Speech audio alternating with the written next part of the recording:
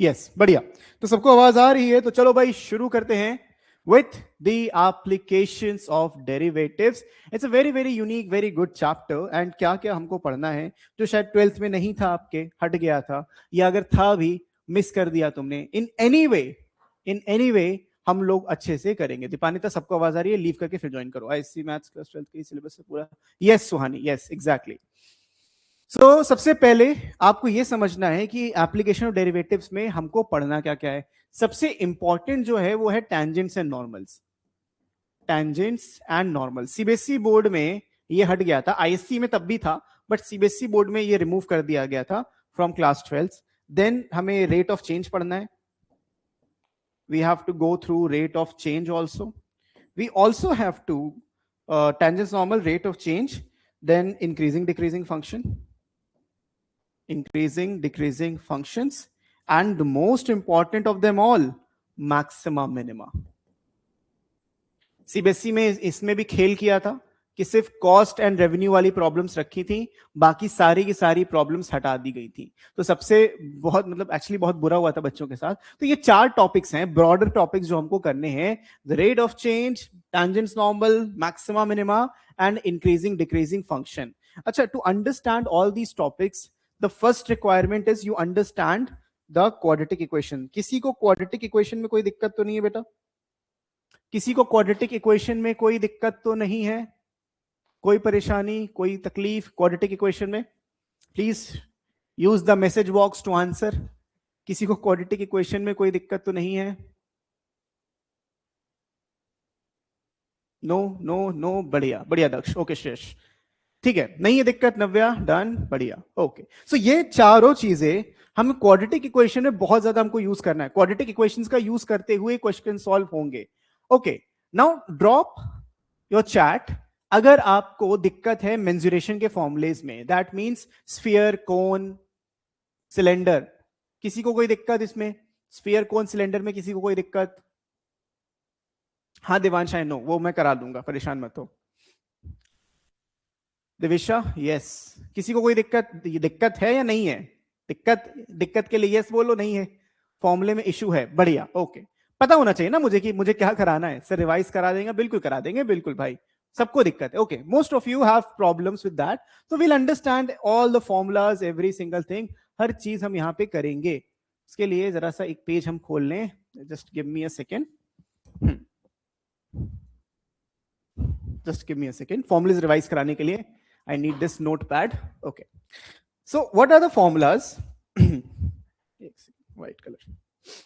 देखो हमारे पास बहुत सारे टाइप के फिगर्स होते हैं, 2D में भी 3D में भी। अगर अब हम 2D की बात करें, 2D फिगर्स का मैक्सिमा मिनिमा से कोई लेना देना नहीं है, सिर्फ 3D का है। तो हम 3D फिगर्स की बात करते हैं। So we have a lot of 3D figures, for example a sphere, a cylinder and a cone. तो मेजरली हमारे पास ये 3 शेप्स अवेलेबल हैं जो हमको अच्छे से पढ़ना है। इन्हीं तीनों शेप्स के बारे में हमको इनके फॉर्मुलेज भी पढ़ने, चाहे एरिया का हो या फिर वॉल्यूम का, और इनकी मीनिंग भी समझनी है। Most of the questions used to come कि बताओ इसमें मैक्सिमम वैल्यू या मैक्सिमम कोन का जो वॉल्यूम है स्फीयर के अंदर कैसे इंस्क्राइब किया जा सकता है, ऐसे क्वेश्चंस भी आते हैं। तो just to get starting, let's understand a few things. सबका वॉल्यूम इज वेरी इंपॉर्टेंट, चाहे ये हो या वो हो। Volume is just 4/3 pi R का cube. What is R? Centre से लेके ये डिस्टेंस आर कहलाता है। तो 4/3 pi R cube is the volume for the sphere. अब मुझे लिखने की जरूरत नहीं ना सिलेंडर क्या है क्या नहीं है। This is pi are square H. Centre से लेके ये आर कहलाएगा, और इसके सेंटर से इस सेंटर तक की दूरी हाइट कहलाएगी। सिमिलरली सेंटर से लेके यहां तक ये रेडियस कहलाएगा, और इस टॉप से लेके यहां तक ये हाइट कहलाएगी। There is something new which is known as L, उस पर हम आएंगे, लेकिन इसका volume pi are square H होता है, और इसका वॉल्यूम होता है सिर्फ 1/3 of pi are square H. सबसे कंफ्यूजिंग यही होता है सर, जो कोन है, मतलब एक सिलेंडर में मानो क्या है, दोनों का रेडियस और हाइट सेम है, मान लो दोनों का रेडियस और हाइट सेम है, तो आप एक कोन के अंदर जितना पानी भरोगे उसको सिलेंडर के अंदर पलटोगे तो वो 3 बार आप कर सकते हो। थ्राइस द वॉल्यूम का मतलब ये होता है। क्या ये बात क्लियर? तो वॉल्यूम सबकी is very very important. Volume के बाद जो नेक्स्ट चीज जो बहुत इंपॉर्टेंट होती है वो होती है surface area. There are two types of area for these things, इसका तो एक ही है। तो यू कैन से इसका जो सरफेस एरिया होगा वो होता है 4 पाई आर स्क्वायर। स्फीयर का surface area is 4 pi are square. Cylinder का सरफेस एरिया दो तरीके का होता है, एक होता है curve surface area. What is curve surface area? जो ये एक सिलेंड्रिकल शेप में है, तो इसका जो ये अराउंड पोर्शन है जिसपे मैंने भी हाथ रखा है, this is known as the curved surface area. तो इसका जो फॉर्मूला होता है we write it as 2 pi R H. Then we have something known as total surface area which is curve surface area plus area of the basis. Basis मतलब जिसपे तुम टिकाते हो किसी को। तो भाई यहां पे नीचे एक सर्कल था, ऊपर एक सर्कल था, एक सर्कल का एरिया होता है पाई आर स्क्वायर, दो सर्कल का एरिया 2 पाई आर स्क्वायर। तो टोटल सरफेस एरिया आएगा दो सर्कल का basis plus curve surface area यानी 2 पाई आर एच। कई बुक्स में आपको ऐसा दिखा मिलेगा 2 pi are are plus H.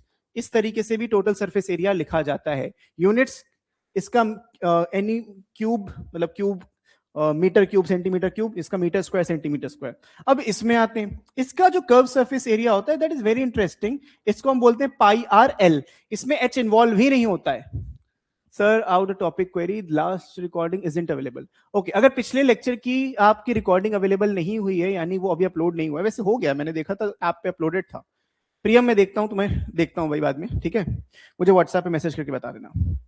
फिर इसका जो टोटल सरफेस एरिया आता है सिर्फ एक ही बेस है, तो we write pi R L plus pi are square. This can also be written as pi R common L plus R या आर प्लस एल, जैसे भी आपको अच्छा लगे।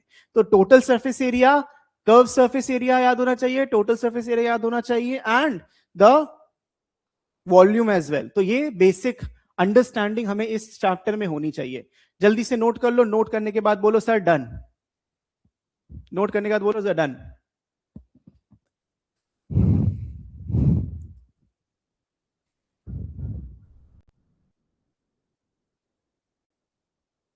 Okay Dipanita, Bhavya done, Suhani done, Navya okay, Shyash बढ़िया, डन डन, एवरीवन डन।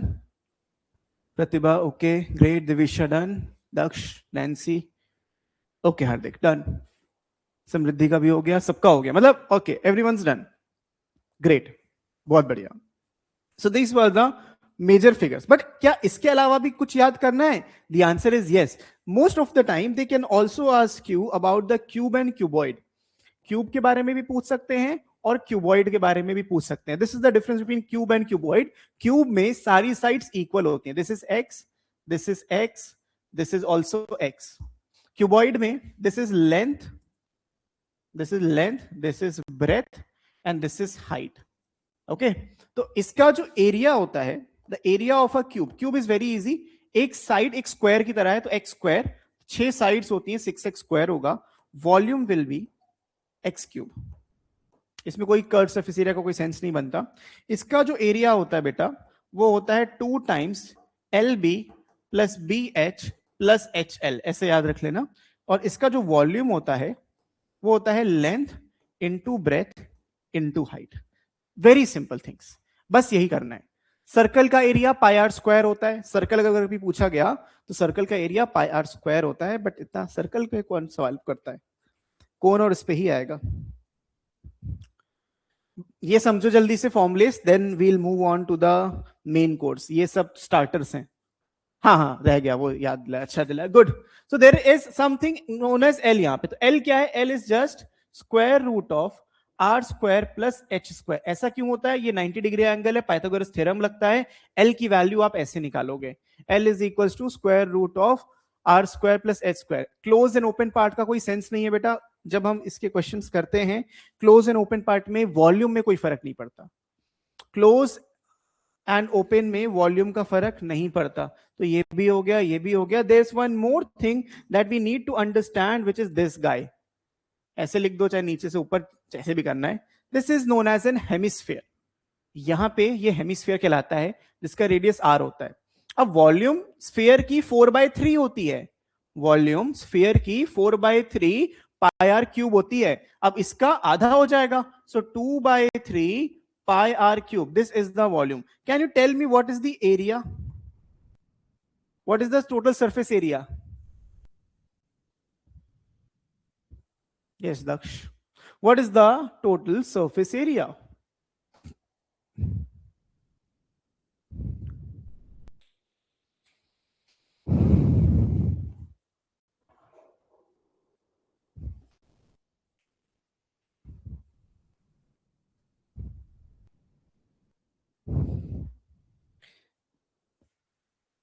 हाँ, सबके मन में आएगा sir 2 pi are square, 2 pi are square. Sir sphere का 4 पाई आर स्क्वायर होता है तो इसका 2 पाई आर स्क्वायर होना चाहिए, लेकिन भोले बच्चों नहीं होता।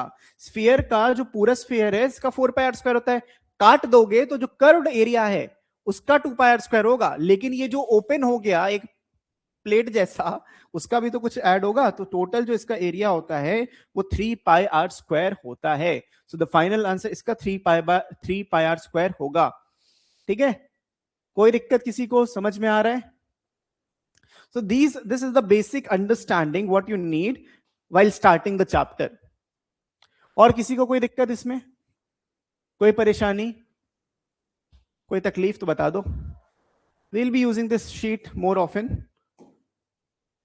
एक सेकंड बस, give me a second. Yeah, here it is. So सबसे पहला टॉपिक जो अपना आता है वो rate of change of quantities आता है। इट्स लाइक इलास्टिसिटी, जैसे एक जो क्वांटिटी है दूसरी क्वांटिटी के रिस्पेक्ट में कैसे चेंज होगी। इसका एग्जांपल मैंने आपको कल दिया था। Example, rate of change, derivative rate of change. Okay, the rate of change of cost with respect of number of units, तो उसको मार्जिनल कॉस्ट कहते हैं। The rate of change of total revenue with the number of units, उसको हम marginal revenue कहते हैं। मतलब अगर आप एक यूनिट और बढ़ा दोगे तो मार्जिनल रेवेन्यू पे क्या फर्क पड़ेगा? सर प्रॉपर टाइम फिक्स नहीं है क्या? नहीं, नेक्स्ट है अर्शल, इसी टाइम के बीच में होता है। एक्चुअली लगातार मेरी क्लासेस होती हैं, तो what do you do till now? Nothing, बस मैंने अभी से फॉर्मुलेज समझाए हैं।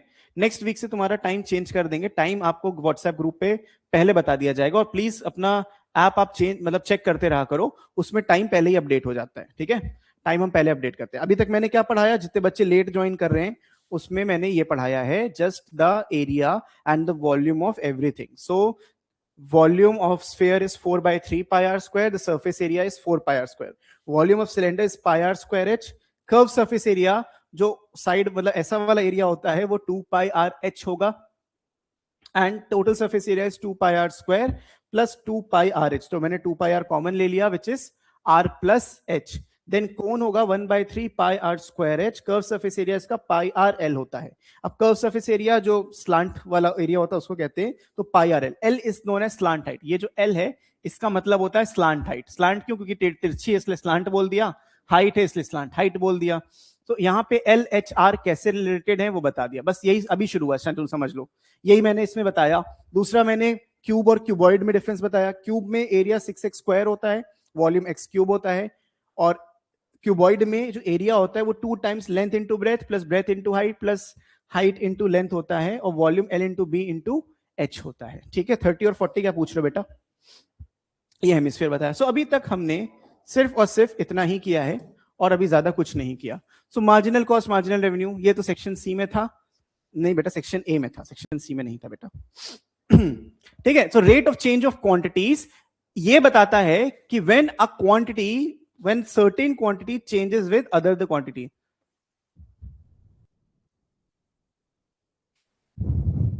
हाँ Priyam, no you don't have to do anything else. Okay, बस ये साथ साथ मेरे करते रहो, मैथ्स में बस मेरे साथ साथ करते रहो।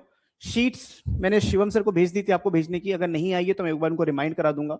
बहुत लोग आप लोग कॉल कर करके उनको थोड़ा सा बेचारे दुखी हो गए, but he'll get to you, don't worry। तो rate of change of quantity, जैसे कि एग्जांपल ले लो, मानो एक सर्कल है, पहले इतना बड़ा सर्कल था, रेडियस r था, अब मैंने इसका रेडियस बढ़ा दिया, इसका मैंने रेडियस बढ़ा दिया, अब इसका रेडियस बढ़ के कुछ हो गया तो एरिया भी तो बढ़ गया, एरिया भी तो इसका बढ़ गया। ऐसे एक क्वेश्चन था, मतलब जीटी में क्वेश्चन आता है कि देखो मान लो आप अगर रेडियस को, पहले रेडियस 10 था, उसको 20% से इंक्रीज कर दो, इंक्रीज बाय 20%, तो रेडियस 12 हो जाएगा। एरिया पे क्या फर्क पड़ेगा?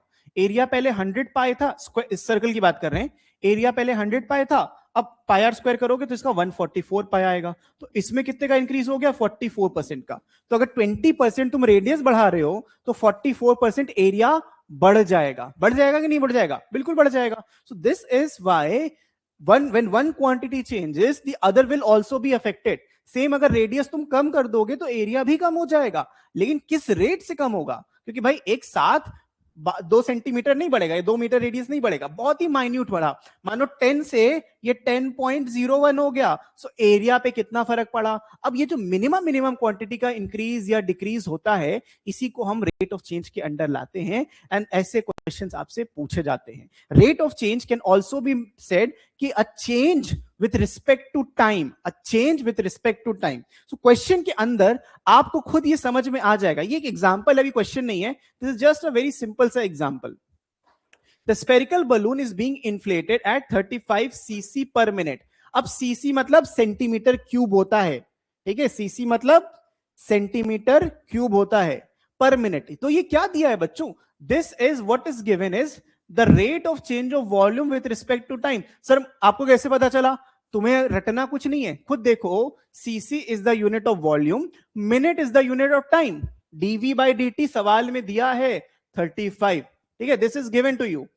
The rate of increase in surface area when diameter is 14 centimeter is 10।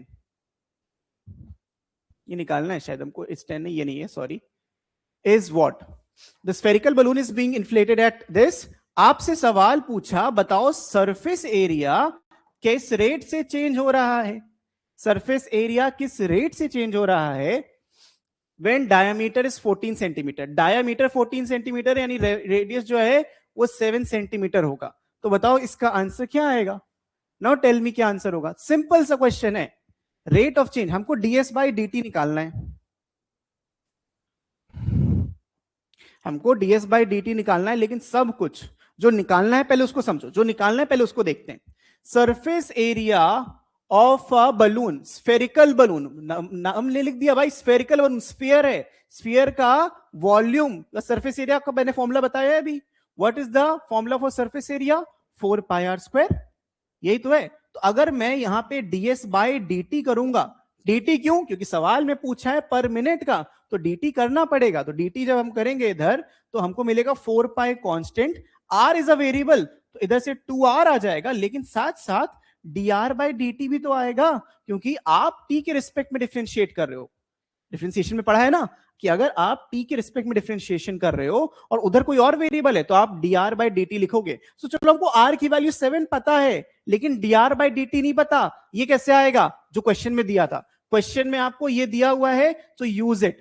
तो dv बाई dt के लिए पहले वॉल्यूम लिखते हैं। वॉल्यूम होता है 4/3 पाई आर क्यूब, ऐसे लिखते हो। This is what a volume is. अब 4/3 पाई आर क्यूब, अब इसको जब हम डिफरेंशिएट करेंगे हमको मिलेगा dv by dt equals to 4/3 into, इसको डिफरेंशिएट करके देखो 4/3 पाई एज इट इज आएगा, we also get 3r square, और यहां से dr बाई dt आ जाएगा। वी नो कि dv बाई dt 35 है, तो इसको 35 लिख देंगे इक्वल्स टू 4, ये 3 से 3 कट गया। नाउ वी हैव कितना? We have 4 pi r square into dr by dt। हमें चाहिए dr बाई dt की value, so we have dr by dt is equals to this 35 divided by 4 pi are square. तो इसको उठा के यहां रख लो, तो ds बाई dt की वैल्यू आ जाएगी 4 pi into 2r into dr by dt which is 35 by 4 pi are square. 35 divided by 4 pi are square. यहां से 4 से 4 कटेगा, पाई से पाई कटेगा, 2 एज इट इज रहेगा, एक r कटेगा। ये वैल्यू है ds बाई dt की।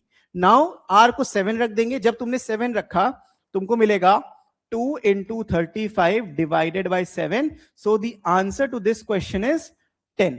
तो ये आंसर इस तरीके से आएगा, 10/3 नहीं 10 आएगा। ध्यान से क्वेश्चन को समझो, 10 आएगा आंसर। लॉजिक समझ में आया क्वेश्चन का? तो रेट ऑफ चेंज क्या होता है, इससे हमें क्या समझ में आया? Something will be given to you like this, you have to use the formula to extract which is not given to you, because to answer what is being asked, जैसे इसमें हमें dr बाई dt चाहिए था क्योंकि हम t के respect में differentiation कर रहे हैं। क्या ये बात सबको समझ में आई? बड़ा क्लियर है? सबको समझ में आया बच्चों? 10 is the correct answer Yogita. Yes Navya, 10/3 नहीं होगा। सर रिकॉर्डेड क्लास कब तक ऐप में अवेलेबल हो जाता है? With in 4 to 6 hours available हो जाता है। अगर सर्वर पे बहुत ज्यादा बर्डन नहीं है तो 4 to 6 आवर्स में अपडेट हो जाता है। सबको क्लियर है भाई? Nancy clear, Yogita clear, Shantanu, Navya, Arshil, done?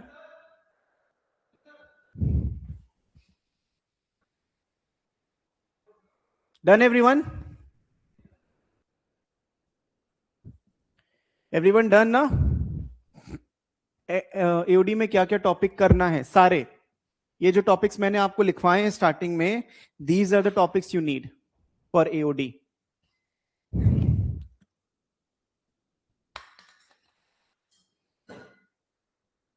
ठीक है, लिख लो भाई, जिसको लिखना है समझना है लिख लो। मैं सारी चीजें बताता हूं, फिर हम साथ में क्वेश्चंस करते हैं। अगले 2-3 दिन, 2 से 3 दिन हम एओडी करेंगे, because it's a very important question. कम से कम इसका जो वेटेज है एओडी में तुम्हारा, लेट मी टेल यू कितना वेटेज है, एक सेकंड बस बता रहा हूं।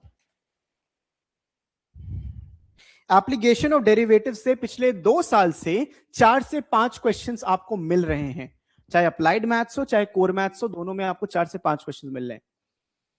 एमएल अग्रवाल के एमसीक्यूज नहीं करने बेटा, नोट कर लीजिए आराम से। सो बस मैं जो क्वेश्चंस करा रहा हूं वो करते चलो, समझते चलो, ठीक है? That's all you need, that's exactly all you need. So in total we have 50 questions in this chapter, 50 questions हम करेंगे, और उन 50 क्वेश्चन में अक्रॉस द टॉपिक्स हमें चीजें समझ में आ जाएंगी। 500-600 क्वेश्चंस करने का कोई मतलब नहीं है, इट्स वेस्ट ऑफ टाइम। समझ में आना होगा, 50 क्वेश्चंस में ही आ जाएगा। बोर्ड्स में भी यही चैप्टर ले डूबा था, नित्या कह रही है। ओके नित्या, अब नहीं डूबेगा पक्का, अब अच्छे से सब करना है, ठीक है?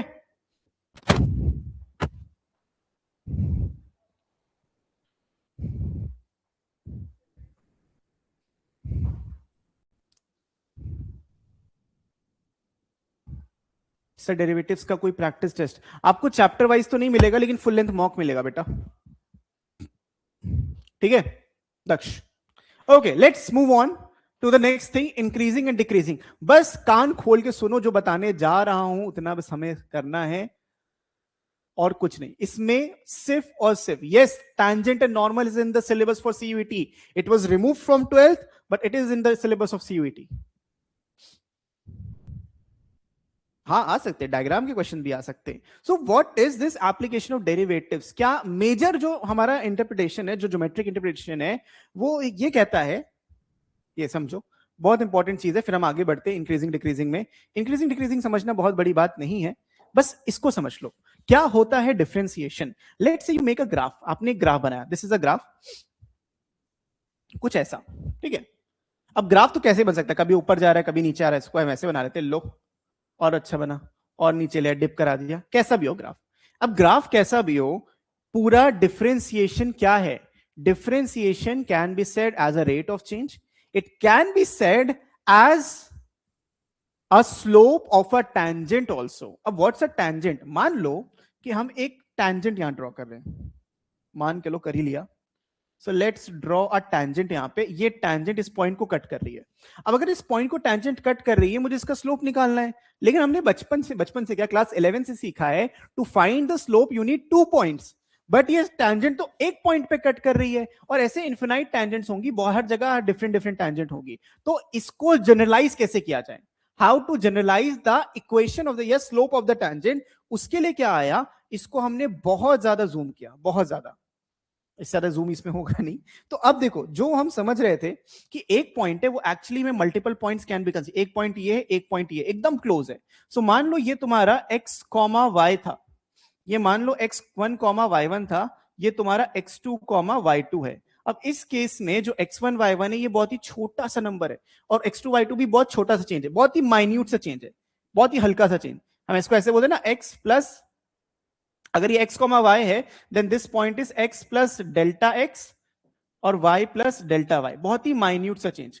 अब होता क्या है भाई, चेंज इन स्लोप होता क्या है? स्लोप होता है change in y divided by change in x, this is what slope is. Right, x2 y2 minus y1 divided by x2 minus x1। अब ये वैल्यू ही इतनी छोटी सी है तो we call it as dy by dx, यही होता है dy बाय dx। तो ज्योमेट्रिकल मीनिंग जो है बच्चों वो सिर्फ स्लोप पे बेस्ड मीनिंग है। अब स्लोप पे अगर बेस्ड मीनिंग है तो कोई फंक्शन है, समझो इस बात को, कोई फंक्शन है वो ऐसे चुपचाप ऊपर जा रहा था फिर नीचे आने लगा। सो यहां पे क्या हुआ, इस पॉइंट पे इसने टर्न मारा, लेकिन जैसे ही टर्न मारा तो जो टैंजेंट बनी इस पे, जो ये टैंजेंट बनी एकदम फ्लैट बनी, टैंजेंट इज फ्लैट। और अगर टैंजेंट फ्लैट है तो इसका स्लोप क्या होगा, dy बाय dx जीरो होगा। होगा नहीं होगा? अगर एक टैंजेंट बनी है जहां से ये कर्व टर्न मार रहा है तो वो जीरो, उसका जो डेरिवेटिव होगा या स्लोप होगा वो जीरो होगा।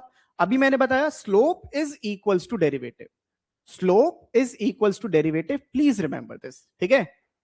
Slope is equal to derivative, तो dy by D x equals to zero है, तो ये टैंजेंट ऐसी है। लेकिन जब ये ग्राफ ऊपर जा रहा था और तब मैंने अगर ऐसा लिया होता, अगर ये ग्राफ ऊपर जा रहा होता तो dy बाई डी एक्स कैसा आता, dy बाई डी एक्स तो पॉजिटिव आता, और हर उस पॉइंट के लिए पॉजिटिव आता जब तक ये ऊपर जा रहा था। लेकिन जब मैंने ग्राफ को नीचे जाना शुरू किया, जब ग्राफ नीचे जाना शुरू किया, इसका स्लोप कैसा आएगा, इस टैंजेंट का स्लोप नेगेटिव आएगा। तो the derivative dy by D X must be less than zero. So हमें यहां पे तीन चीजें मिलती हैं। अगर dy by D X equal to zero है तो आपकी टैंजेंट फ्लैट है, टैंजेंट क्या है, फ्लैट है, उसका कोई भी स्लोप एग्जिस्ट नहीं करता, मतलब जीरो एग्जिस्ट करता है। अगर स्लोप पॉजिटिव है, ग्राफ ऊपर जा रहा है यानी इंक्रीज कर रहा है, स्लोप नेगेटिव है, ग्राफ नीचे जा रहा है यानी कि डिक्रीज कर रहा है। अब अगर तुमको ये लॉजिक समझ में आ गया तो तुम्हें ये पूरा कॉन्सेप्ट समझ में आ गया। इंक्रीजिंग कब होगा, जब आपका derivative, we also know that कि F dash x is actually D Y by D X. तो जो मैंने इसको ऐसे लिखा है तो क्या मैं ये नहीं लिख सकता कि F dash x is greater than zero, d Y by D x greater than zero का मतलब क्या है, f dash x is greater than zero for all x in that interval. किस किस को समझ में आ गया, किस किस को नहीं आया, please type in the chat.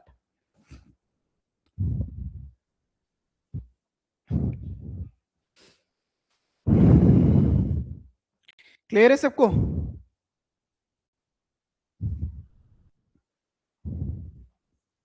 समझ गया? बहुत बढ़िया। नव्या, नित्या, दिविशा, प्रियम, बढ़िया।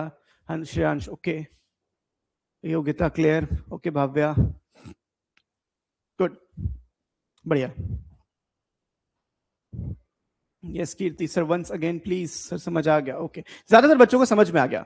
सो the whole point is whatever the function is, let's understand with one more example.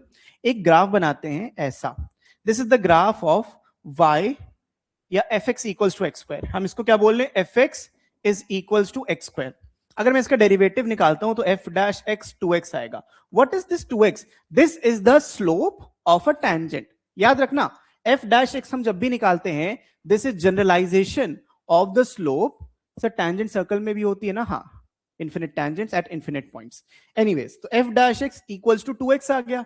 ये क्या बता रहा है, क्या बता रहा है बच्चों, ये बता रहा है हमें कि जनरलाइजेशन, जो भी टैंजेंट बनेगी एक स्ट्रेट लाइन बनेगी, उसका स्लोप ऐसे रहेगा चाहे जहां पे हो, जिस जगह पे हो। अब अगर इस पॉइंट पे देखेंगे तो स्लोप नेगेटिव आएगा, इस पॉइंट पे देखेंगे स्लोप नेगेटिव आएगा। अगर एकदम स्ट्रेट लाइन ऐसे देखोगे तो स्लोप जीरो आएगा, आगे आओगे तो स्लोप पॉजिटिव आएगा। तो एक्स की वैल्यू पे स्लोप डिपेंड करेगा, जितना क्लोज एक्स होगा ओरिजिन से उतना कम स्लोप होगा, जितना दूर होगा उतना शार्प स्लोप होगा।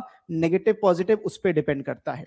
तो अब तुम खुद देखो, यहां पे ये डिक्रीजिंग था यहां से यहां तक, और कैसे पता चला, जब एफ डैश एक्स जीरो से छोटा होगा यानी 2x जीरो से छोटा होगा, दैट मींस x जीरो से छोटा होगा। x जीरो से छोटा मतलब दिस लेफ्ट साइड, यहां पे डिक्रीजिंग फंक्शन है, और इंक्रीजिंग कहां पे होगा, x जीरो से बड़े पे इंक्रीजिंग होगा। तो हम डायरेक्टली इसको देख के बताएंगे, डेरिवेटिव को देख के बताएंगे कहां पे फंक्शन इंक्रीजिंग है, कहां पे डिक्रीजिंग है। समझ में आया कि नहीं आया? मोनोटोनिक फंक्शन क्या होता है, मोनोटोनिक फंक्शन वो होता है या तो वो इंटायरली इंक्रीजिंग है या वो इंटायरली डिक्रीजिंग है, बीच का नहीं है। जैसे ये मैंने जो बनाया था ये वाला, ये डिक्रीजिंग भी था इंक्रीजिंग भी था, लेकिन जो कंप्लीटली इंक्रीजिंग होता है या कंप्लीटली डिक्रीजिंग होता है उनको मोनोटोनिक फंक्शन कहते हैं। वो मोनोटोनिकली इंक्रीजिंग भी हो सकता है, मोनोटोनिकली डिक्रीजिंग भी हो सकता है। तो ये भी इस टाइप के फंक्शंस भी आ सकते हैं। कैसे आएंगे, विल गेट टू दैट। किसी को कोई दिक्कत? किसी को कोई दिक्कत बेटा? अब इसके क्वेश्चंस कैसे आते हैं वो समझ लेते हैं. Let's understand the type of question which comes. This is the type of function. This is the type of question जो आता है. ठीक है, this is the type. Vanshika says street light and shadow question that are in ML Agarwal. Do we have to do that? No, you street light and shadow वाले questions नहीं करने होंगे. वैसे इसमें इतने डिफिकल्ट क्वेश्चन तो नहीं पूछे जाएंगे बेटा. बहुत इजी क्वेश्चंस आते हैं यार, इस पे डोंट वरी. बहुत ज्यादा डिफिकल्ट मैक्सिमम मिनिमा की प्रॉब्लम्स भी नहीं आती.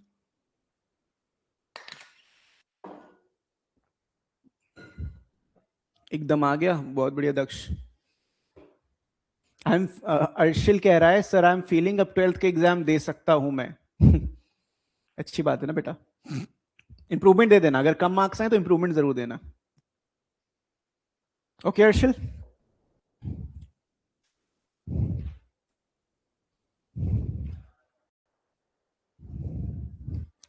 मैं तुमको बताता भी रहूंगा कौन सा क्वेश्चन सीयूटी में आया हुआ था, कौन सा नहीं आया था. वैसे बहुत ही इजी क्वेश्चंस आते हैं सीयूटी में, कि आपको बिल्कुल भी दिक्कत नहीं होगी. Sir how hard is to score 180 above in maths? It's not hard. 250 में 180 लाना, it's not that hard. Trust me, 30 questions out of 50 are going to be an easy question. 30 question means 150 number. तो 150 number, वो 30 question 30 minute में हो जाएंगे. बाकी के जो 20 क्वेश्चन है उनके लिए तुमको 30 मिनट और चाहिए होते हैं. So find easy question first. Sir कितने डेज का बैच? 32 डेज में हम खत्म कर देंगे सब कुछ. दिविशा मैथ्स में तो लग रहा है दे ना पा रहा. हाँ समझ नहीं अर्शल तुम्हारा. 15 मिनट की लीव हो गई थी सर, बाद में कवर कर लूंगा. कोई नहीं सलील, जो स्टार्टिंग का छूटा है मैंने ऐसे कवर कर लिया था, ऐसे कुछ करने की अलग से जरूरत नहीं है. Okay, so how to do this question, let me tell you. हाँ ज्यादातर बच्चों का आंसर भी आ गया. योग्यता गुड. कैसे करना है? जो तुमको दिया होगा उसको हम कहेंगे एफएक्स. बहुत ध्यान से समझना, एक बार समझा रहा हूं, दोबारा जरूरत ही नहीं पड़ेगी, बस एक बार समझ लो अच्छे से. हमारे पास जो दिया है उसको हम एफएक्स बोलते हैं, और इसका डेरिवेटिव निकालेंगे. We will find f dash x. जब कैलकुलेट करोगे तुमको मिलेगा 6x square minus 18x plus 12.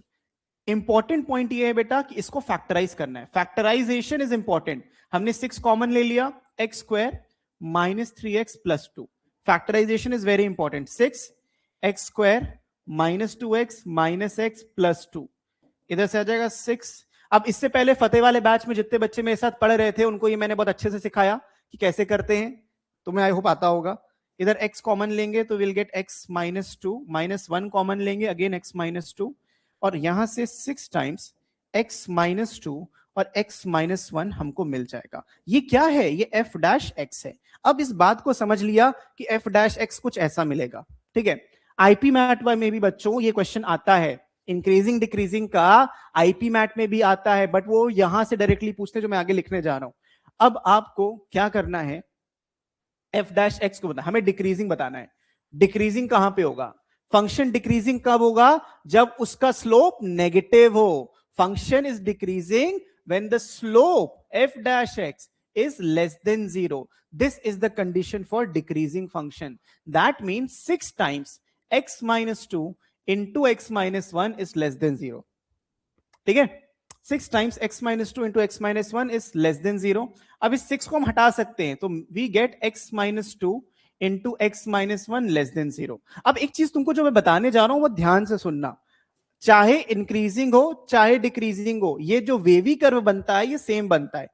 You get 1 and 2. Why 1 and 2? क्योंकि इसके जो क्रिटिकल पॉइंट्स थे, what are critical points? जहां पे ग्राफ ऊपर जा रहा था टर्न हो गया, या नीचे जा रहा था ऊपर की तरफ टर्न हो गया. तो turning point are the critical points जो हमें यहां पे जरूरी होते हैं. तो 1 से 2, ये रीजन पॉजिटिव, ये रीजन नेगेटिव, ये रीजन, ये वही वेवी कर्व मेथड है जो हमने अभी थोड़ी देर पहले सीखा था. फतेह बैच वालों याद है? जितने भी मेरे साथ अभी आईपी मैट वाले बैच में थे, याद है ना बेटा? Good. Okay, so x minus 2, x minus 1 is less than 0. How to tackle it? तो हमसे बोला है कि बेटा भाई ये बताओ कि ये जो चीज है वो 0 से छोटी कहां पे होगी? ये जो चीज है वो 0 से छोटी कहां है? अब 0 से छोटे का मतलब क्या है? Negative numbers. नेगेटिव कहां पे था? 1 से 2 के बीच में था. तो आपका जो x आएगा वो बोला जाएगा 1 और 2 के बीच में, ये डिक्रीजिंग था. अब क्वेश्चन इज सर हम ओपन ब्रैकेट लगाएंगे close bracket? The answer is open bracket.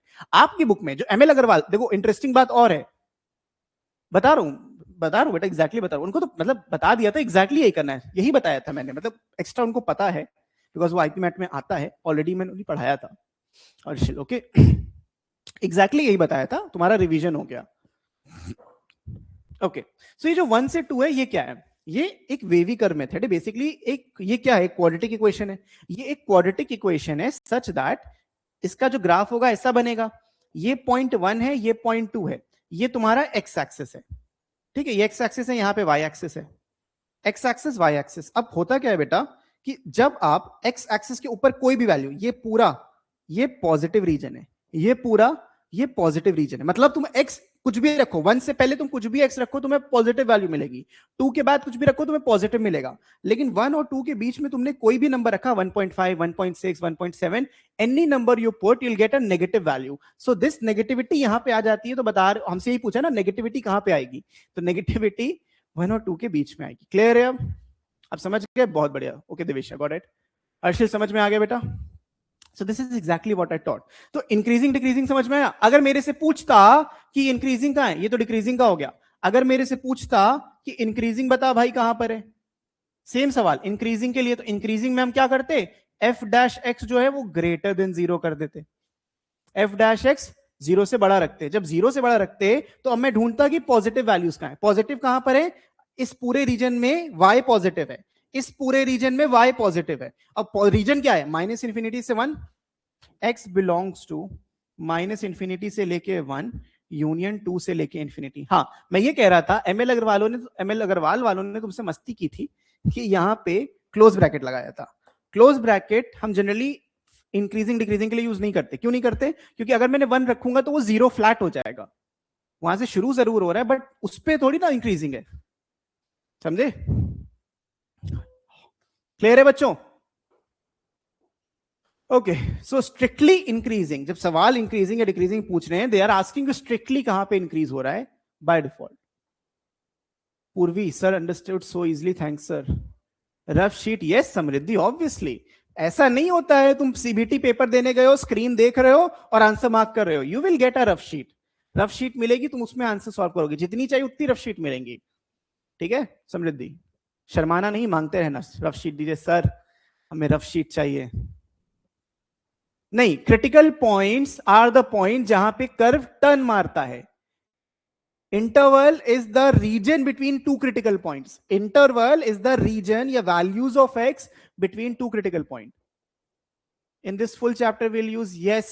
It depends on the question also. Question wise मैं भी समझाता हूं। यहां पे तो हम open bracket का ही यूज करते हैं। Increasing मतलब open। सवाल में अगर दोनों दिए हैं तो you will, ये बड़ा कंफ्यूजिंग चीज है और आज तक सब कंफ्यूज है इसमें करना क्या होता है, लेकिन लॉजिकली स्पीकिंग इंक्रीजिंग डिक्रीजिंग में हम ओपन ब्रैकेट ही लगाते हैं because this is the correct definition. Greater than है, how we understand the negative and positive on the line graph. बेटा it's very easy to understand. कैसे अंडरस्टैंड करेंगे? ऐसे सोचो। अच्छा अब आपके मन में ये डाउट है सर कैसे हम ये लिखते हैं, सो लेट्स से मैं 1 और 2 लेता हूं, ठीक है, 1 और 2 आर द क्रिटिकल पॉइंट्स, तो 3 टुकड़ों में बांटेगा। Critical point, divide the number line into parts. yes Nancy, yes exactly. Critical points are the points which divide the x axis into parts. दो पार्ट, दो क्रिटिकल पॉइंट्स हैं। Yes योग्यता, yes exactly. अब देखो तुम मन में कोई, मन में 2 से बड़ी वैल्यू सोचो। ये जो रीजन्स हैं 2 से बड़ी वैल्यू, 2 से बड़ा कोई भी नंबर दिल में सोच लो जो तुमको अच्छा लगे, 6 5 7 whatever you want. So when you put that here in that perspective, मानो 10 लिया, 10 minus 2 is 8, 10 minus 1 is 9, 8 9 is 72, whatever the number is, वो हमेशा पॉजिटिव वैल्यू दे रहा है। तो this region any number to the right of 2 to infinity will give me a positive number. 1 और 2 के बीच में कोई नंबर सोचो, कोई भी number, 1.5 1.3 1.6 whatever you put here, ये नेगेटिव देगा, ये पॉजिटिव देगा, तो एक नेगेटिव एक पॉजिटिव मिलके नेगेटिव बनाता है। सेम लॉजिक, 1 से छोटा नंबर 0, तो दो नेगेटिव मिला के एक पॉजिटिव बनाते हैं। That is the reason this happens. Clear है? किसी को कोई दिक्कत इसमें?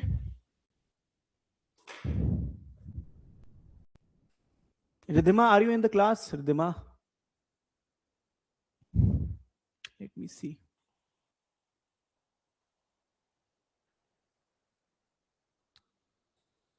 Okay, Pratibha.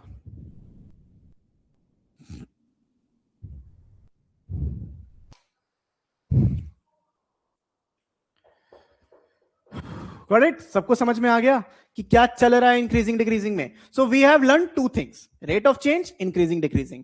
Now let's move on with a question. Increasing decreasing, अब इसमें फैक्टराइजेशन करो. I am giving you a minute, let's see कि कितना आपने किया हुआ है. 1 मिनट नहीं, चलो 2 मिनट दे देते हैं. 2 मिनट में किस किसका हो गया बेटा?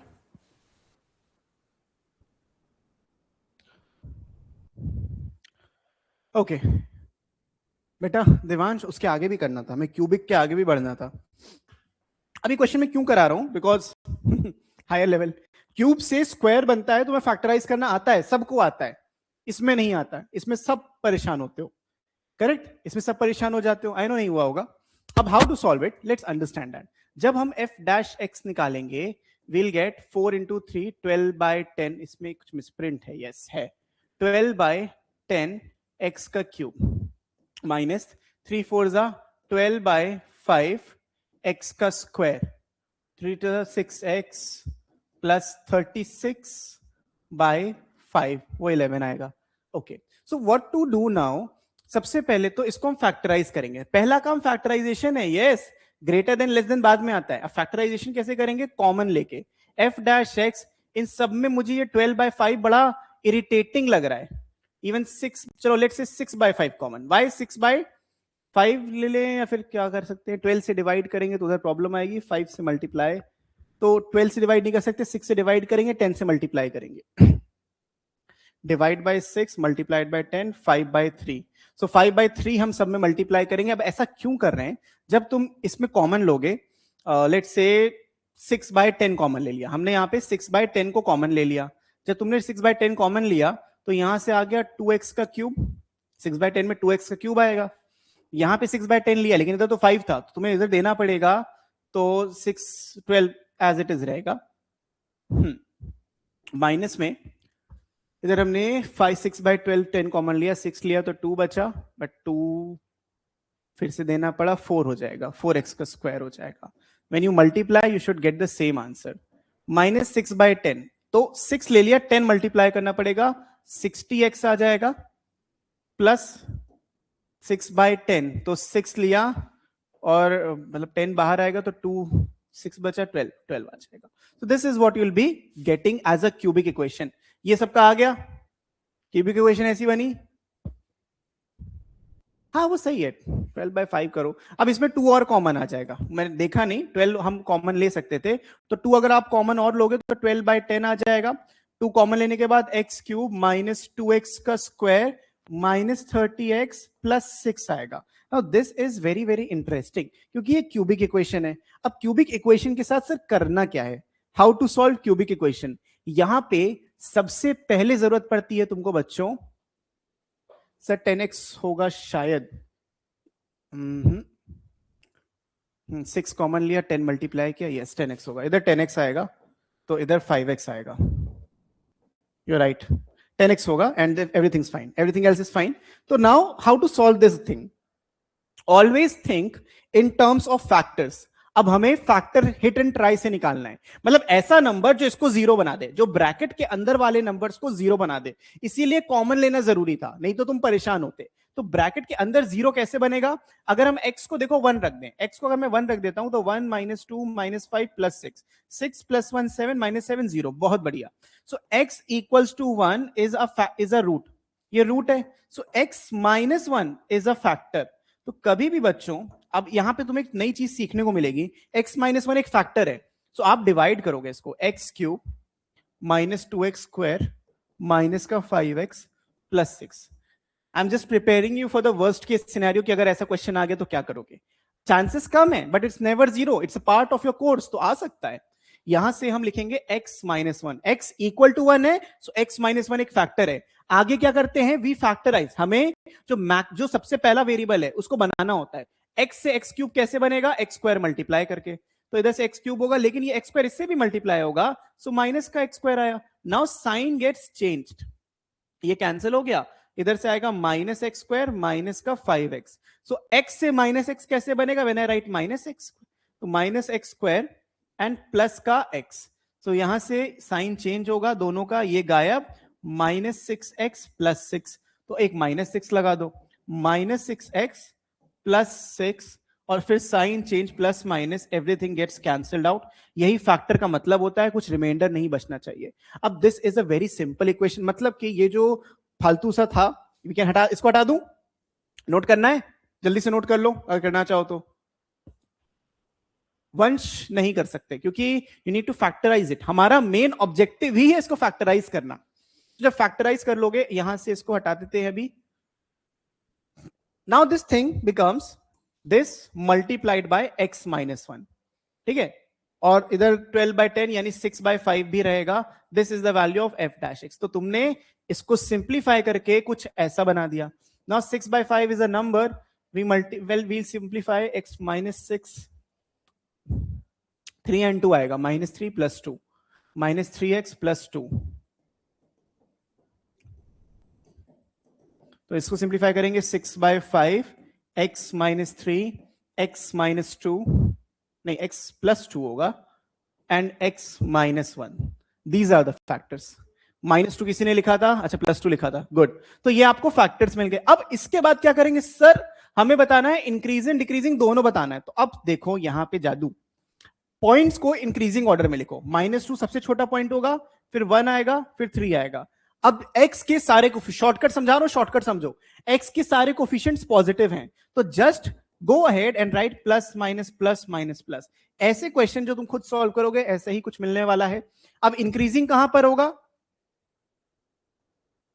इंक्रीजिंग कहां पे होगा, इंक्रीजिंग होगा जब आपका f डैश x 0 से बड़ा है, मतलब पॉजिटिव रीजन्स. तो x का आंसर आ जाएगा -2 से 1, -2 से 1 यूनियन 3 से लेके इंफिनिटी.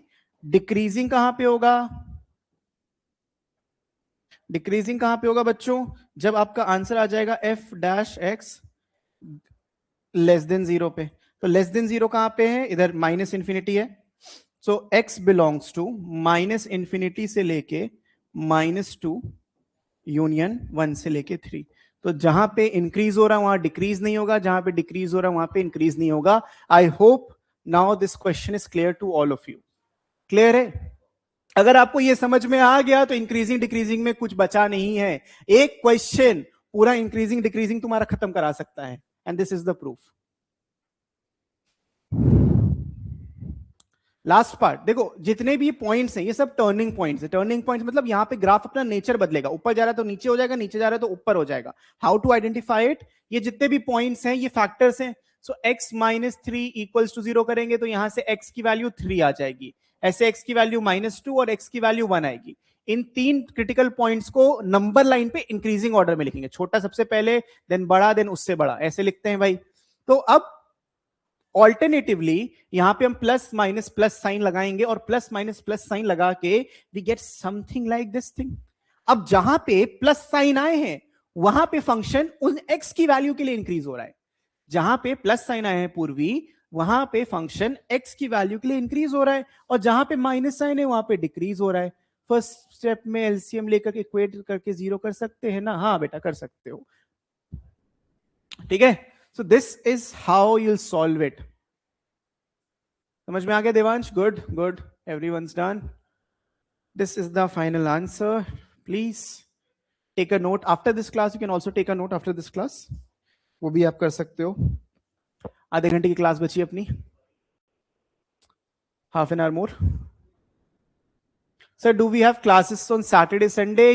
Saturday को कल तो है क्लास, परसों का I will let you know.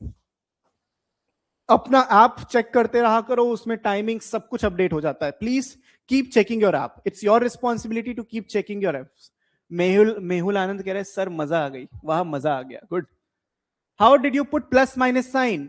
Logic से हमेशा ऑल्टरनेटिवली प्लस माइनस चलेगा. अगर आपको प्रूफ चाहिए तो मैं प्रूफ भी दे सकता हूं. नंबर इज इररेलेवेंट, ये नंबर अगर पॉजिटिव है then this is irrelevant. Tomorrow's time 1:45, कल भी 1:45 पे क्लास रखते, ठीक है. 1:45 is good, I guess. Tomorrow's time 1:45 कृति. थोड़ा 15 मिनट पहले बता दिया भाई, गायब मत होना. ठीक है. ओके, सो एनी डाउट्स बच्चों?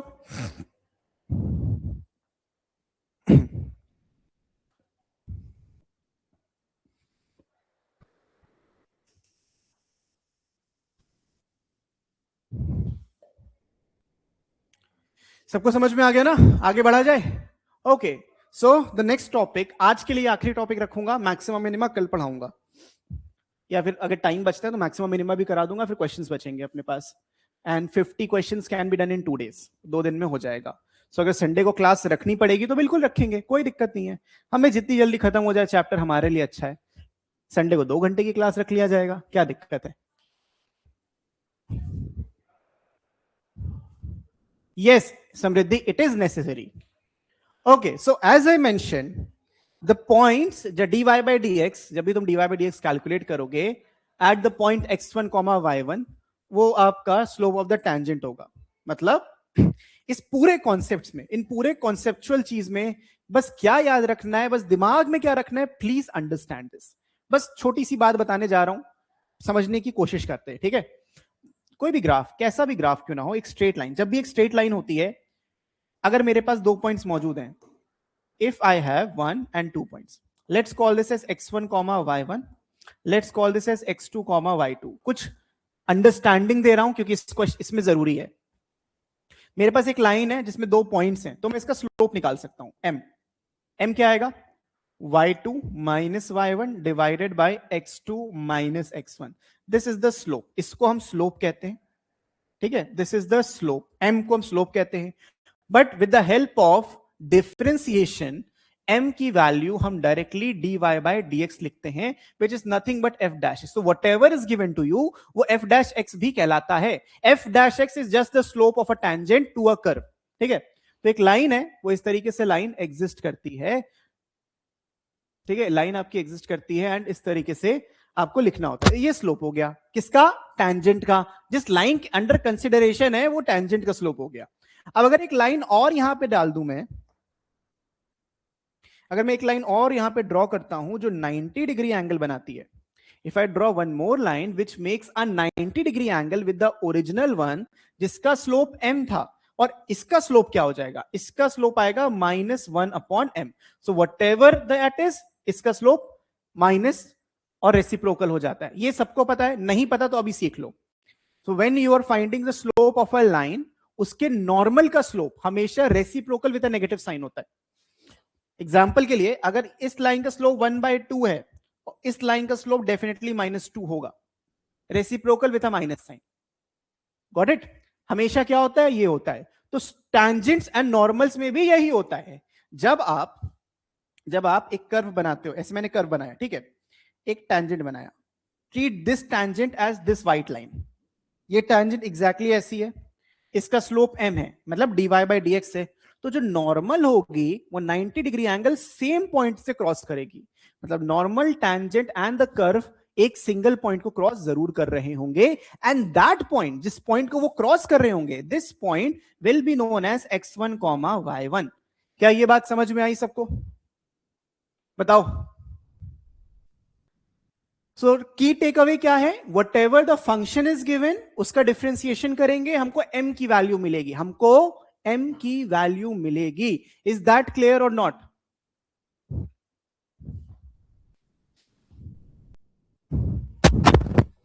बताइए, इज दैट क्लियर और नॉट? दिविशा क्लियर है? नैन्सी? ये सर क्लियर. आगे बताइए. दिविशा इज, सर आगे बताइए. अब हो गया, ये तो आता ही है. Okay, Navya, Purvi clear, Samriddhi got it. Okay, so when we have the slope we can find the equation also.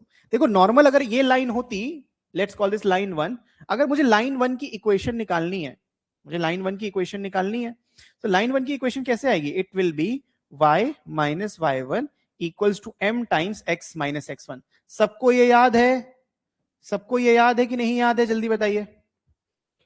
ये होती है equation of a line. This part of AOD will ask you to find equation of the line. But हमारे पास यहां पे m नहीं होता, हमारे पास dy by dx होता है. So equation of a line will be y minus y1 is equals to dy by dx x minus x1. This is equation of the tangent. इसको क्या बोलेंगे? Equation of the tangent.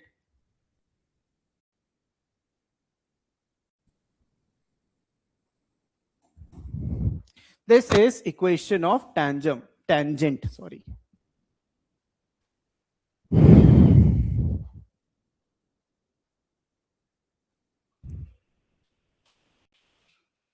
सबको समझ में आ गया? बढ़िया तरीके से एकदम. 1.5 घंटे की क्लास है भाई, 1.5 घंटे की क्लास है आज. Got it everyone? क्लियर है? बहुत बढ़िया. क्लियर? योगिता, नैन्सी, बढ़िया, बहुत अच्छी बात है.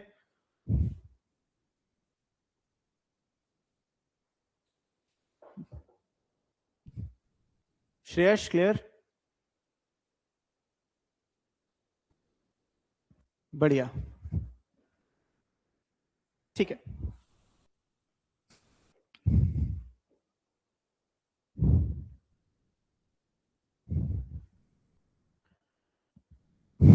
ठीक है, आगे बढ़ते हैं. अब क्वेश्चन, सिंपल सा क्वेश्चन है.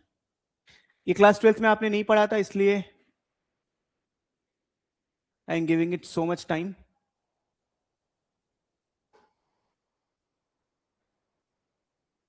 ओके दक्ष, श्रेयस, ठीक है. अर्शल कह रहा है 1 ईयर का लर्निंग इन 30 days. यस, यही तो बात होती है, यही तो खासियत है हमारी. पढ़ाएंगे और एकदम क्वालिटी एजुकेशन.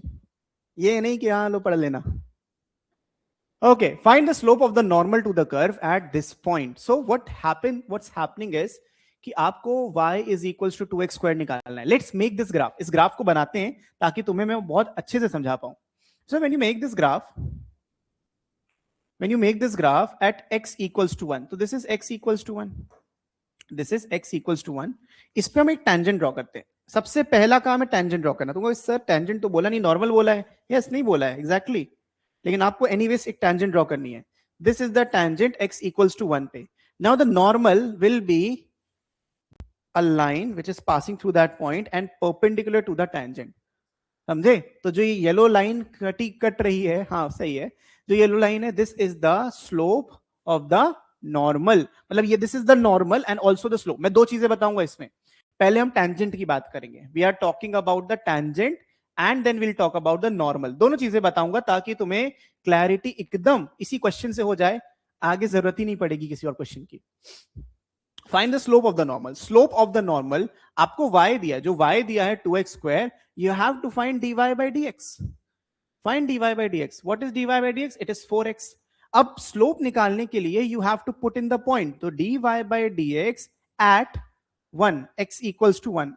हम x को 1 रख रहे हैं, बस ये मतलब है 4 into 1 which is 4. तो slope of the tangent is this. Then the slope of the normal, slope of normal is the reciprocal of the slope of the tangent. You can say minus dx by dy. तो -1/4. ठीक है, ये क्या है? Slope of tangent. This is slope of tangent. dy by dx, slope of the normal is the reciprocal. Yes, -1/4. तुम कहोगे sir answer आ गया. Yes, आ गया. But let's move one step forward. If I ask you to find the equation of line L1, this line L1 is the tangent. Find equation of tangent. So equation of tangent कैसे आएगी? Equation of tangent can be calculated with the help of y minus y1 is equals to dy by dx x minus x1. Equation of the line है, dy by dx slope है. अब यहां पे problem पता कहां आएगी? ये तो 4 ठीक है, ये x भी ठीक है, x1 भी पता है, लेकिन y1 क्या होगा? What the hell is this y1? Always remember y1 is the point where x lies. x और y होगा. तो भाई ये पॉइंट, ये जो पॉइंट होगा, this will be y1. But how to calculate y1? कहीं से भी कर लो. ये जो लाइन है, ये जो ग्राफ है, देखो y1 कैसे आ रहा है? ये जो कोऑर्डिनेट है, this coordinate is x1, y1. So if you put x1 here, मतलब y is equals to 2 into 1 का स्क्वायर 2. तो अगर हम y को x को 1 रख रहे हैं, अगर हम x को 1 रख रहे हैं तो the point will become 1,2. Why? Because that lies on the graph. ये समझना ही सबसे इंपॉर्टेंट बात है, और अगर तुम ये समझ गए तुम्हारा एक 5 नंबर का क्वेश्चन कंफर्म हो गया है. एक क्वेश्चन पक्की बात है इक्वेशन ऑफ द टैंजेंट या इक्वेशन ऑफ द नॉर्मल पे पूछा जाता है. सो जहां पे मैंने x को 1 रखा है, y1 को मैं 2 रखूंगा. व्हेन यू सिंप्लीफाई तो कर ही लेंगे. y minus 2 is equals to 4x minus 4. Take everything to the right side. So 4x minus y minus 2 equals to 0. This is the required equation of the tangent. Now let's say equation of normal. ये भी निकाल के दिखाता हूं. Equation of normal कैसे निकलेगी? Again, y minus y1 equals to the slope. Slope is minus dx by dy. x minus x1. So the only the slope changes, बाकी remains the same. So इधर 2 था, इधर भी 2 रहेगा, वो नहीं बदलता. minus 1 by 4 times x minus 1. 4 को इधर भेजेंगे तो मिलेगा 4y minus 8 equals to minus x plus 1. Take everything to the left side. तो x plus 4y minus 9 is equals to 0. अब इंटरेस्टिंग बात देखो, ये 4x minus 1 था, ये 1 and 4 हो गया. ये ऐसा हो जाता है, चेंज हो जाता है. किसी को कोई दिक्कत, कोई परेशानी बताइए? कॉन्सेप्ट क्लियर है एकदम?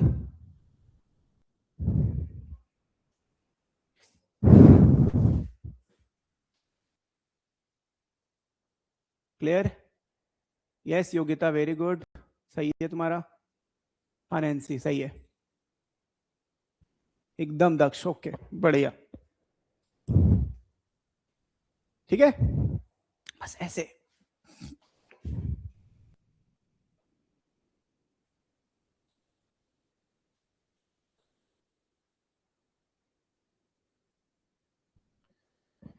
किसी को कोई दिक्कत बेटा?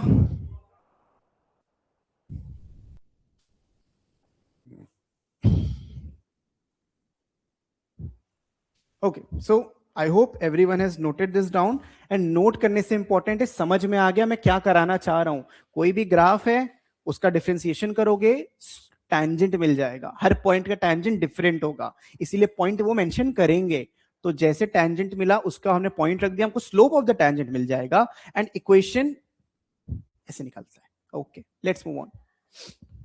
Last concept of this AOD. Concept खत्म हो जाएगा आज, क्वेश्चंस हम कल से करेंगे. So the last concept is the maxima and the minima. What is maxima, minima? Maxima, minima simply means the maximum value or the minimum value. इसमें दो चीजें होती हैं. We have local and absolute. While local is important, absolute. So I don't know why, but as soon as I see your face, math and GT से प्यार हो गया. वाह अर्शल, ये तो भाई बेस्ट कॉम्प्लीमेंट दिया है तुमने.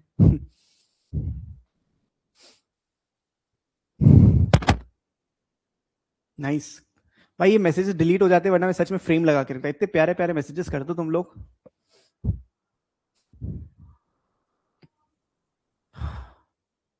चलो समझते हैं. So we have maxima minima. Maxima minima में कुछ कॉन्सेप्ट्स बहुत इंपॉर्टेंट हैं. The first concept is the critical point. Critical point दो तरीके से डिफाइन होता है. क्रिटिकल पॉइंट वो पॉइंट होता है जहां पे डेरिवेटिव इज इक्वल टू 0 और द डेरिवेटिव इज अनडिफाइंड. दोनों ही केस में पॉइंट क्रिटिकल हो जाता है, क्रिटिकल पॉइंट कहलाता है. मैंने एक बढ़िया सा शॉर्ट बनाया था क्रिटिकल पॉइंट, टर्निंग पॉइंट और स्टेशनरी पॉइंट्स पे. उसमें डिफरेंस समझाया था क्या होता है डिफरेंस, बट वो शेयर कर लूंगा तुम्हारे साथ, जरूर देखना. क्रिटिकल पॉइंट वो पॉइंट्स होते हैं जहां पे डेरिवेटिव 0 होता है. अब इसको हम ग्राफ से समझते हैं. मान लो ये तुमने ग्राफ बनाया, दिस इज द ग्राफ, कुछ ऐसा. वेट,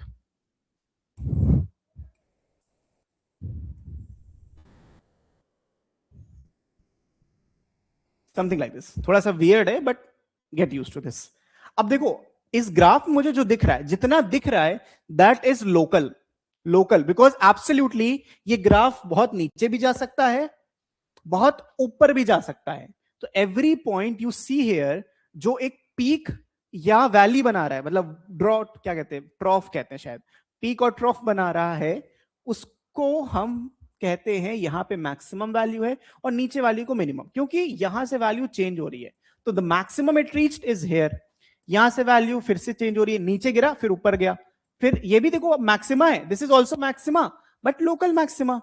तो लोकल मैक्सिमा बहुत सारे एग्जिस्ट कर सकते हैं, इट डिपेंड्स तुम डोमेन क्या ले रहे हो। डोमेन का मतलब क्या एक्स की वैल्यूज को कंसिडर कर रहे हो कि लोकल होगा या एब्सोल्यूट होगा। If you consider all the numbers real numbers then it's will considered as an absolute. इसमें कोई एब्सोल्यूट मैक्सिमा नहीं है, बहुत सारे मैक्सिमा है but absolute maxima we have no idea, but local is there yes. अब यहां पे इन सब में सबसे छोटा पॉइंट, सबसे नीचा पॉइंट ये है।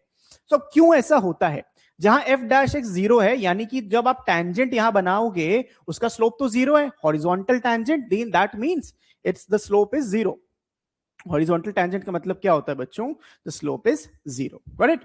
अब एफ, ये क्यों इंपॉर्टेंट है? Local maxima and local minimum. अब तुम देख पा रहे हो कि अगर स्लोप जीरो होगा तो दो सिनेरियो बनेंगे, दो सिनेरियो, स्लोप जीरो होने पे दो सिनेरियो हैं, या तो वो एकदम टॉप पे बना हुआ है, या तो एकदम टॉप पे बना है, या तो एकदम बॉटम पे बना है। अब तुम कैसे आइडेंटिफाई करोगे कि सर टॉप पे है या बॉटम पे है, हम कैसे बताएंगे? तब हम करते हैं double differentiation. What is double differentiation? जिस पॉइंट पे तुम चेक करना चाह रहे हो उस पॉइंट के जस्ट आगे क्या हो रहा है।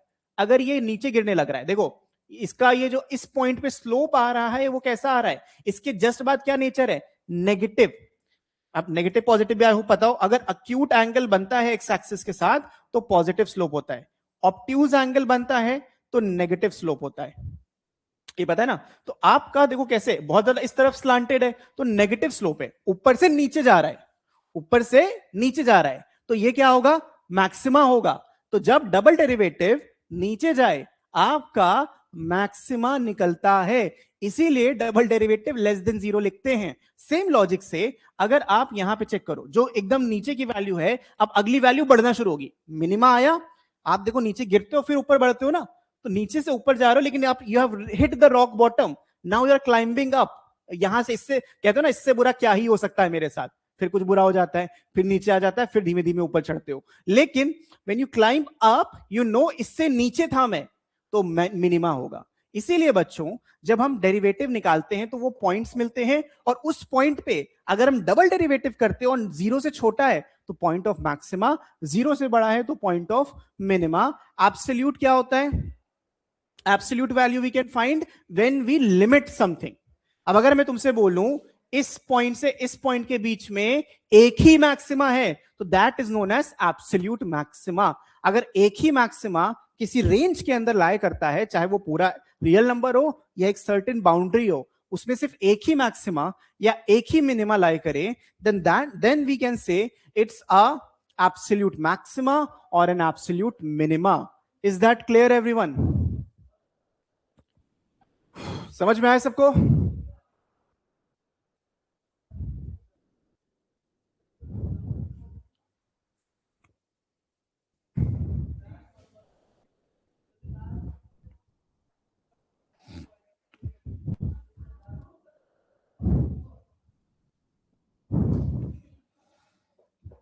सबको क्लियर है बेटा?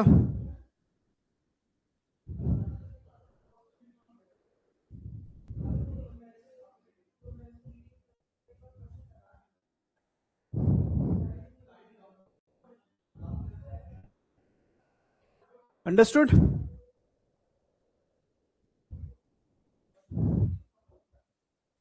Okay, let's move forward. ये सिंपल सा क्वेश्चन है, बहुत ही सिंपल सा क्वेश्चन है, इसके लिए आपको मैक्सिमा मिनिमा की भी जरूरत नहीं होती है।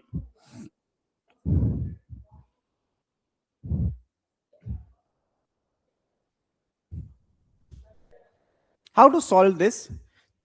कभी भी हम मैक्सिमा मिनिमा के क्वेश्चंस करेंगे, this should be in single variable.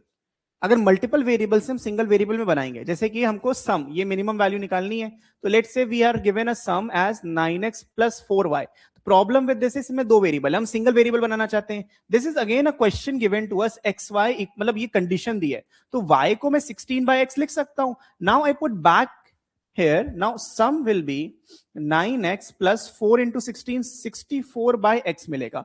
this is the value of s, ठीक है, this is the value of s. now I find ds by dx। जब मैंने फाइंड किया तो 9 माइनस 64/x² मिलेगा। इसमें किसी को कोई दिक्कत?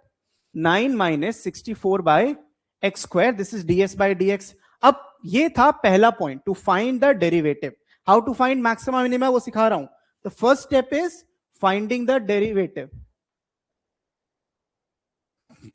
नहीं सलील, हमें बस चेक करना होता है, हमें सॉल्व नहीं करना होता उसके लिए. पूरा सॉल्व तुम्हें डबल डिफरेंशिएशन करके दिखाना ही नहीं है, बस उस पॉइंट पे चेक करो मैक्सिमा है या नहीं है. That's it. ओके, सो ये ds by dx मिला. ये था step number 1, find the derivative. Step number 2 क्या होता है? Put the derivative equals to 0. यानी यहां से तुमको मिलेगा 9 minus 64 by x square equals to 0. और इसको हम हटा देते हैं, अभी इसकी जरूरत नहीं हमें. 9 is equals to 64 by x square और x square is equals to 64 by 9. Now x की दो वैल्यूज आएंगी बच्चों, दो values, plus minus 8 by 3. You have plus 8 by 3 and minus 8 by 3. We have two values. In such cases, कभी भी ऐसा मत करना. In such cases, जब आप कैलकुलेट कर रहे होगे तो आपको क्या करना है? इसका डबल डिफरेंशिएशन. किसका? इसका. तो d2s बाय dx स्क्वायर निकालेंगे, मतलब इसको डिफरेंशिएट करेंगे. 9 का तो भाई ये 0 हो जाएगा. जब इसको तुम डिफरेंशिएट करोगे, डिफरेंशिएशन इज वेरी इंपॉर्टेंट, इसीलिए प्लस में 128 बाय एक्स क्यूब आ जाएगा. आप खुद डिफरेंशिएट करके दे सकते हो. 128 बाय एक्स क्यूब आ गया.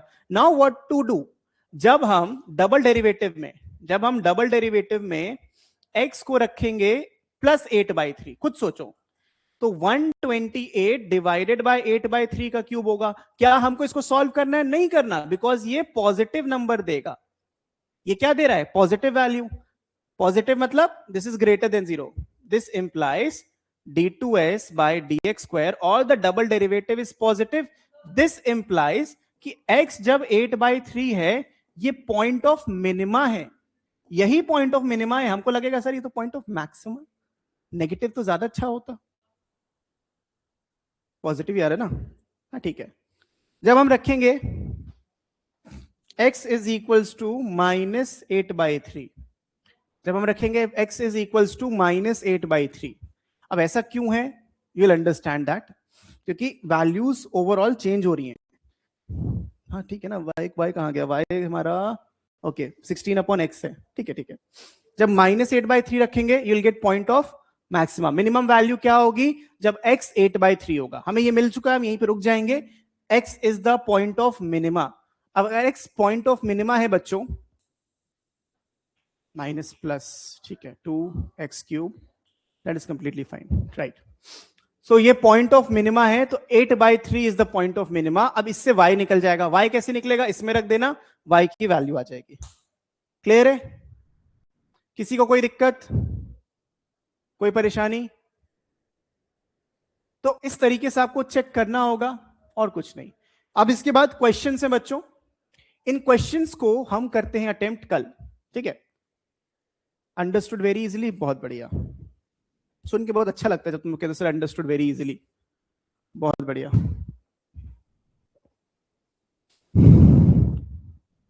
Okay, so now over to your doubts. बताइए बच्चों, कोई डाउट्स हैं आपको तो?